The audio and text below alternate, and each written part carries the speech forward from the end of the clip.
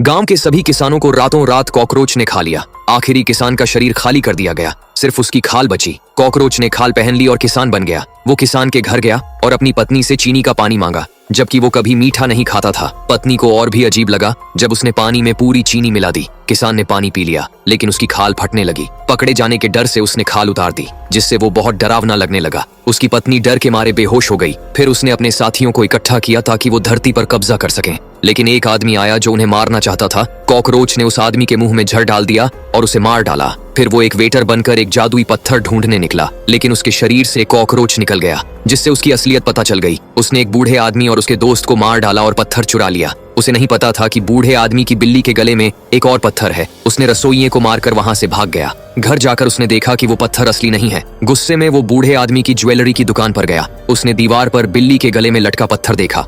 यह भालू पेड़ को पकड़कर कसरत कर रहा था। औरत को देखकर उसकी आंखें फटी की फटी रह गईं, पर भालू ने औरत को नहीं देखा। वो अपनी नाक से ऊपर की खुशबू सूंघ रहा था। फिर वह अपने पंजों से पेड़ पर चढ़ने लगा। पेड़ पर बैठा छोटा लड़का डर के मारे सहम गया। किसी को नहीं पता था कि भालू पेड़ पर चढ़ सकता है। लग रहा था कि अब भालू छोटे लड़के को खा जाएगा। माँ बाप की जान पर बनाई। माँ ने लड़के को चिल्लाकर कहा कि और ऊपर चढ़ो। पापा भी हिम्मत बंधा रहे थे, पर इस वक्त उनकी बातों का कोई फायदा नहीं था। लड़का तेजी से चढ़ रहा था, पर भूखा भालू भी पीछे नहीं हट रहा था। तभी घबराहट में लड़के के पैर से एक टहनी टूट गई और भालू के मुंह पर जा लगी। भालू अब बिल्कुल पास आ गया था। लड़के ने डर के मारे उसे 2 लात मार दी। इससे भालू और गुस्सा हो गया। अब वो किसी भी हाल में लड़के को नहीं छोड़ना चाहता था। जब लड़का आंखें बंद करके मरने की तैयारी कर रहा था, भालू अचानक रुक गया। उसकी नाक को कोई बहुत अच्छी खुशबू आ रही थी। भालू को देखकर पापा को याद आया कि उनके कपड़ों पर मैदा लगा हुआ है। वो जल्दी से कपड़े झाड़ने लगे, पर ये करके उन्होंने और मुसीबत मोल ले ली। भालू का ध्यान उनकी तरफ चला गया। अगले ही पल वो पेड़ से कूदकर पापा की तरफ दौड़ा। अब तो बड़ी गड़बड़ हो गई।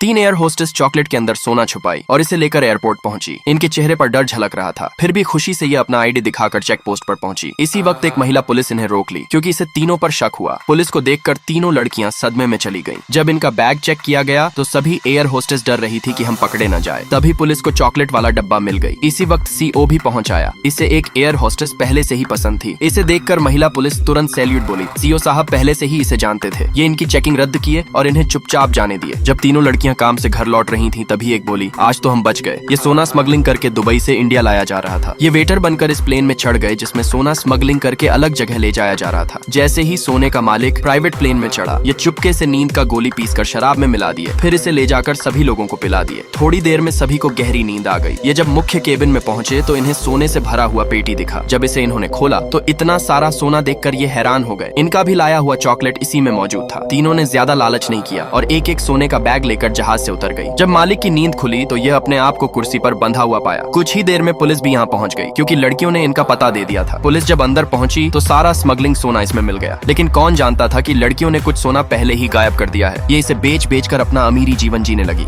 3 एयर होस्टेस चॉकलेट के अंदर सोना छुपाई और इसे लेकर एयरपोर्ट पहुंची। इनके चेहरे पर डर झलक रहा था, फिर भी खुशी से ये अपना आईडी दिखाकर चेक पोस्ट पर पहुंची। इसी वक्त एक महिला पुलिस इन्हें रोक ली, क्योंकि इसे तीनों पर शक हुआ। पुलिस को देखकर तीनों लड़कियां सदमे में चली गईं। जब इनका बैग चेक किया गया तो सभी एयर होस्टेस डर रही थी कि हम पकड़े न जाए। तभी पुलिस को चॉकलेट वाला डब्बा मिल गई। इसी वक्त CO भी पहुंच आया। इसे एक एयर होस्टेस पहले से ही पसंद थी। इसे देखकर महिला पुलिस तुरंत सैल्यूट बोली। CO साहब पहले से ही इसे जानते थे। ये इनकी चेकिंग रद्द किए और इन्हें चुपचाप जाने दिए। जब तीनों लड़कियां काम से घर लौट रही थी, तभी एक बोली, आज तो हम बच गए। ये सोना स्मगलिंग करके दुबई से इंडिया लाया जा रहा था। ये वेटर बनकर इस प्लेन में चढ़ गए, जिसमें सोना स्मगलिंग करके अलग जगह ले जाया जा रहा था। जैसे ही सोने का मालिक प्राइवेट प्लेन में चढ़ा, ये चुपके से नींद का गोली पीसकर शराब में मिला दिए। फिर इसे ले जाकर सभी लोगों को पिला दिए। थोड़ी देर में सभी को गहरी नींद आ गई। ये जब मुख्य केबिन में पहुंचे तो इन्हें सोने से भरा हुआ पेटी दिखा। जब इसे इन्होंने खोला तो इतना सारा सोना देखकर ये हैरान हो गए। इनका भी लाया हुआ चॉकलेट इसी में मौजूद था। तीनों ने ज्यादा लालच नहीं किया और एक एक सोने का बैग लेकर जहाज से उतर गई। जब मालिक की नींद खुली तो यह अपने आप को कुर्सी पर बंधा हुआ पाया। कुछ ही देर में पुलिस भी यहाँ पहुंच गई, क्योंकि लड़कियों ने इनका पता दे दिया था। पुलिस जब अंदर पहुंची तो सारा स्मगलिंग सोना इसमें मिल गया, लेकिन कौन जानता था कि लड़कियों ने कुछ सोना पहले ही गायब कर दिया है। ये इसे बेच कर अपना अमीरी जीवन जीने लगी।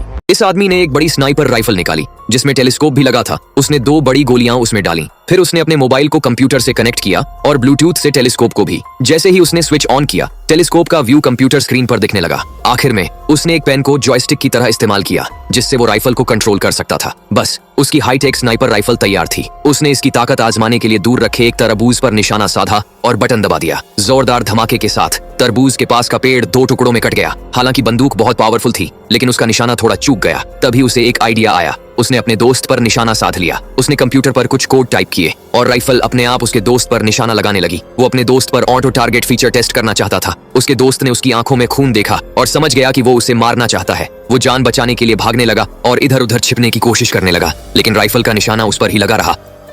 जानबूझकर शेरनी ने मधुमक्खी के छत्ते को हाथियों के झुंड में गिरा दिया और अगले ही पल हजारों मधुमक्खियां हाथियों को काटने लगीं। ये देखकर बंदर तुरंत पेड़ की ओर दौड़ा और चिड़िया ने भी समय से उड़ान भर ली। भगदड़ देखकर टाका ने जमीन पर ही छुपने का फैसला किया। वहीं मुफासा छुपने का अभी जगह खोज रहा था। तभी एक सफेद शेर ने इसका रास्ता रोक लिया, लेकिन हाथियों के भगदड़ ने इसे भी कुचल डाला। तुरंत मुफासा पेड़ पर चढ़ गया। तभी इसने देखा टहनी पर लटकी सारा संतुलन खोकर नीचे गिर गई। मुफासा तुरंत पहुंचा और इसे लेकर एक गड्ढे में छुप गया। हाथियों के भगदड़ ने पूरा रास्ता ही तोड़ दिया। ये सब इन सफेद शेरों से बचने के लिए हुआ था, क्योंकि ये इन्हें मारने के लिए पीछे पड़े थे। बंदर पास पहुंचा और शेरनी को होश में लाया। तभी इसने पूछा, मुझे किसने बचाया? तो ईमानदार मुफासा ने अपने भाई टाका का नाम लिया। सारा इसे धन्यवाद बोली। टाका ने भी शर्माकर मुफासा की बात स्वीकार कर ली, क्योंकि यह इसे पसंद करता था। बंदर इन्हें लेकर उस जगह पहुंचा जिस जगह की खोज में यह निकले थे। पहाड़ों के पीछे एक हरी भरी दुनिया है जिसे हम पार करके ही जा सकते हैं। मुफासा आगे बढ़ा और साजू को काम दिया कि तुम हमारी पंजों को बर्फ गिराकर ढक दो, जिससे सफेद शेरों को मालूम न चले, नहीं तो वह फिर चले आएंगे। ये सच में तरकीब बड़ी काम आई। सफेद शेर रास्ता भटक गए। सारा इसकी बुद्धिमत्ता देखकर बड़ी प्रसन्न हुई, लेकिन इन्हें एक दूसरे को करीब देखकर टाका को पसंद नहीं आया। रात को दोनों शिकार पर निकले। मुफासा दूर से ही शिकारी का पता लगा लिया। यह देखकर सारा प्रसन्न हुई और इसे एहसास हुआ कि जो मेरी जान बचाया वह टाका नहीं, वह मुफासा था। मुफासा इनकार किया कि नहीं, टाका ने ही तुम्हारी जान बचाई थी, लेकिन सारा को हकीकत मालूम चल गया था। दोनों एक दूसरे से प्यार करने लगे। इन्हें करीब देखकर टाका दुश्मनी मोड़ ले लिया और मुफासा को मारने का प्लान बनाया। यह बात जाकर सफेद शेरों से बताया कि मैं उनके साथ नहीं हूँ, मैं भी मुफासा को मारना चाहता हूँ।